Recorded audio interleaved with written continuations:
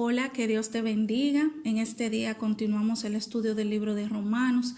Entramos hoy al capítulo 8 y vamos a leer los versículos del 1 al 15. Yo he titulado este devocional Viviendo bajo la gracia de Dios. Vamos a leer su palabra, dice así. Ahora pues, ninguna condenación hay para los que están en Cristo Jesús, los que no andan conforme a la carne, sino conforme al Espíritu. Porque la ley del Espíritu de vida en Cristo Jesús me ha librado de la ley del pecado y de la muerte. Porque lo que era imposible para la ley, por cuanto era débil por la carne, Dios, enviando a su Hijo en semejanza de carne, de pecado y a causa del pecado, condenó al pecado en la carne, para que la justicia de la ley se cumpliese en nosotros, que no andamos conforme a la carne, sino conforme al Espíritu. Porque los que son de la carne piensan en las cosas de la carne, pero los que son del Espíritu en las cosas del Espíritu. Porque el ocuparse de la carne es muerte, pero el ocuparse del Espíritu es vida y paz. Por cuanto los designios de la carne son enemistad contra Dios, porque no se sujetan a la ley de Dios, ni tampoco pueden. Y los que viven según la carne no pueden agradar a Dios. Mas vosotros no vivís según la carne, sino según el Espíritu. Si es que el Espíritu de Dios mora en vosotros, y si alguno no tiene el Espíritu de Cristo, no es de él. Pero si Cristo está en vosotros, el cuerpo en verdad está muerto a causa del pecado, mas el Espíritu vive a causa de la justicia. Y si el Espíritu de aquel que levantó de los muertos a Jesús mora en vosotros, el que levantó a los muertos a Cristo Jesús vivificará también vuestros cuerpos mortales por su Espíritu que mora en vosotros. Así que, hermanos, deudores somos, no a la carne, para que vivamos conforme a la carne. Porque si vivís conforme a la carne, moriréis.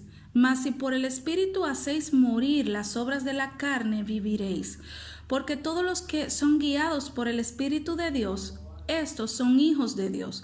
Pues no habéis recibido el espíritu de esclavitud para estar otra vez en temor, sino que habéis recibido el espíritu de adopción, por el cual clamamos Abba Padre. Amén. Gloria a Dios por su palabra.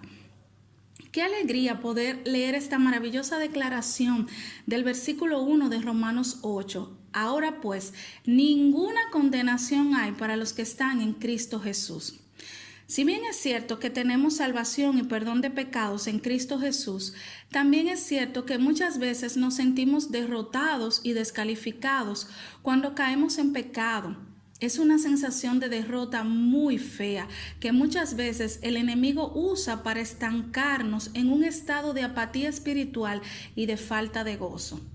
Aunque sabemos que la gracia de Dios no nos da excusas para pecar, también hemos podido ver que en nosotros hay una lucha constante entre dos naturalezas y en muchas ocasiones, lamentablemente, la naturaleza pecaminosa le gana a la naturaleza espiritual.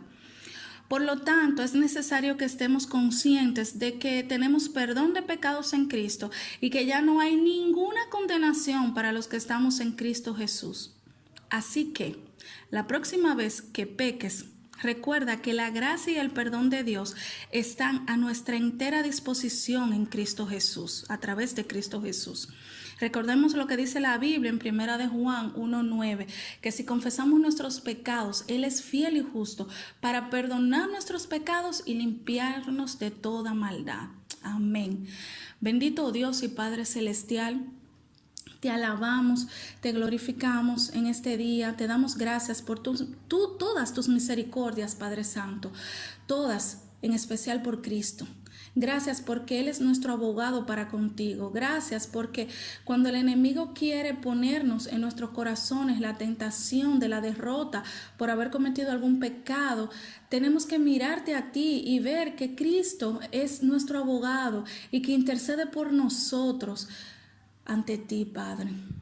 Señor, ayúdanos a tener esa sabiduría de poder y esa determinación de poder ir ante tu presencia en arrepentimiento, como dice tu palabra, confesando nuestros pecados, y ahí tú vas a derramar tu fidelidad y tu gracia, dándonos perdón en Cristo. Gracias, Señor, por tus maravillas. Gracias, Señor, por tu maravilloso perdón. En el nombre de Jesús oramos. Amén. Que el Señor te bendiga.